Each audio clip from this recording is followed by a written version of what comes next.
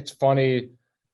I do agree that the Big 12 has a lot of teams that could make the Final Four, but for me, I'm not a big fan of Baylor or Texas this year. Mm. I know that you could put them into that lump of, okay, I think these teams will make or could make a run to the Final Four, but I'm actually a little bit higher in the SEC with teams that I'm actually more confident in them making the Final Four.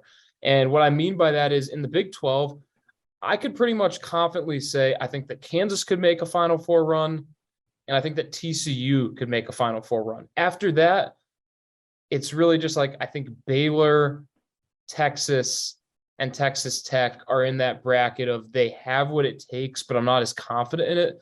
With the SEC, I'm confident that Kentucky's going to turn it around. We saw what Virginia did a couple of years ago after they got beat by a 16 seed in UMBC. Obviously, Kentucky, coming off the St. Peter's loss, but they've got, a really good core back. They've got the guy that you need back in Oscar Tshiebwe. And as long as you got him back, I think anything can be done. So I think Kentucky right off the bat is a contender for the Final Four out of the SEC. I'm also very high on Arkansas.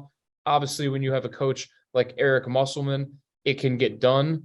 The team that I've talked myself into over, the past couple of weeks, of months, really over the offseason is Alabama. I know they're at the bottom of the top 25, but I'm going to put it out there right now. I actually have more confidence in Alabama being able to put a Final Four run together this year because of who they brought back and some of the recruits that they bring in than I am about Kansas or Baylor, because I think the Jayhawks and the Baylor Bears did lose that much this season.